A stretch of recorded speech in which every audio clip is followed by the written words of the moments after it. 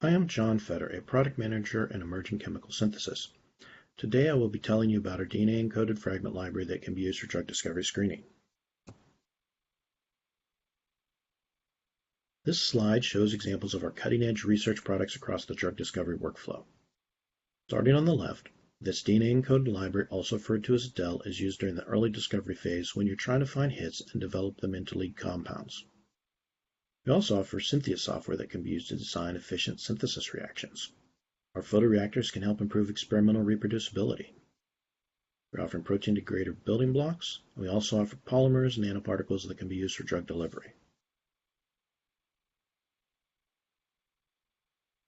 With DNA-encoded library technology, each compound is attached to a different DNA sequence, which can also be referred to as a barcode. These barcodes can be used to identify the compounds. It is impressive that an entire library of labeled compounds fits in a single vial. The target of interest is attached to beads through a tag. Then the target and DNA-encoded compounds are incubated. Those compounds that have a higher affinity bind to the target. Those not bound or with lower affinity can be washed away. Then the DNA is amplified using PCR and analyzed using next-gen sequencing. The sequencing data is used to translate the DNA barcodes into the hit compounds.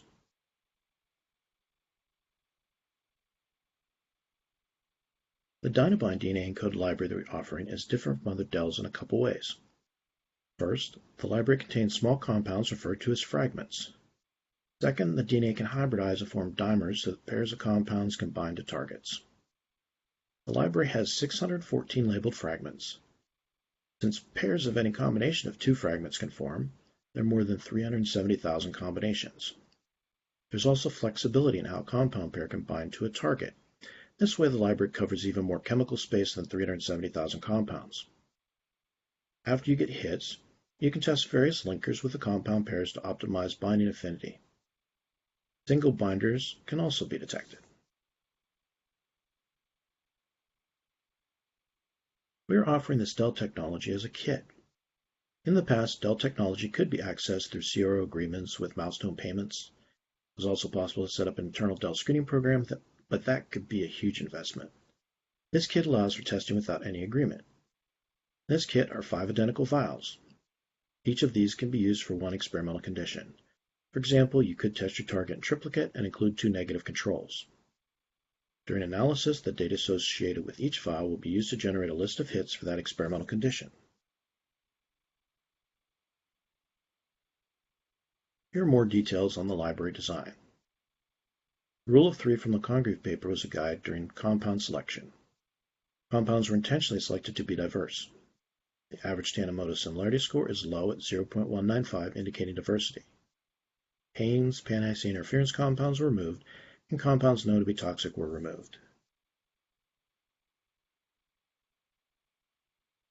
Quality of the library is also better than that of a standard DEL because each DNA tag compound is HPLC purified and validated by mass spec. That is not possible when you have a billion compounds in a library. The results you get from the DyNAbind screen are more reliable.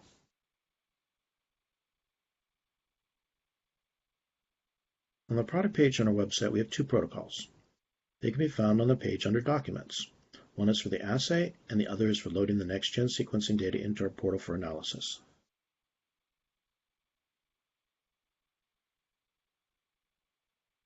The assay protocol has 2 options for detecting fragments.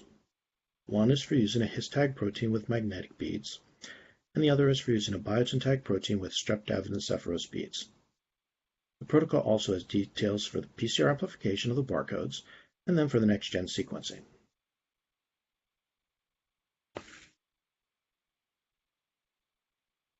The left side of the slide shows the data input form on the portal. Once you upload the next-gen sequencing data, software will analyze the hits by detecting the fragment barcodes.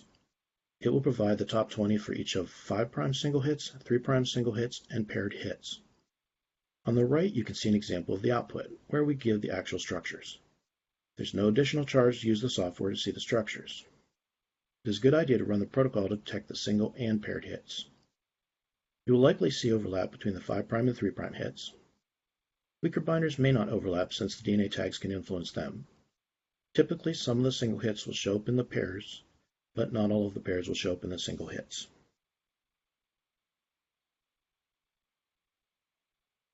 After you get your hits, there are a few options. If you want a quick validation of the hits, you can work with DyNAbind and they can determine the kinetics with the DNA tag fragments such as on rates, off rates, and KD.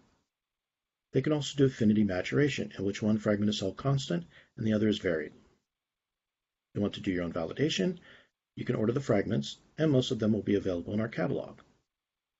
With the fragment pairs, you can test various linkers, or you can use DyNAbind's services to help develop linkers.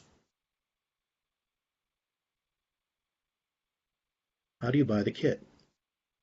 You can go directly to the product detail page by typing in the web address sigmaaldrich.com/del, or if you're already on our website, you can search for DyNAbind or the catalog number DyNA001. The list price is $12,540.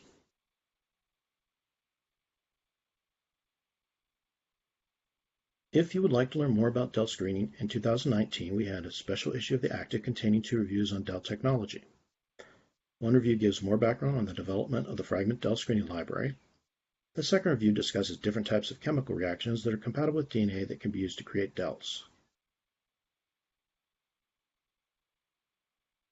If you have any questions about buying the kit, you can contact me or Ben Glasspool, who is head of our group. Thank you for listening.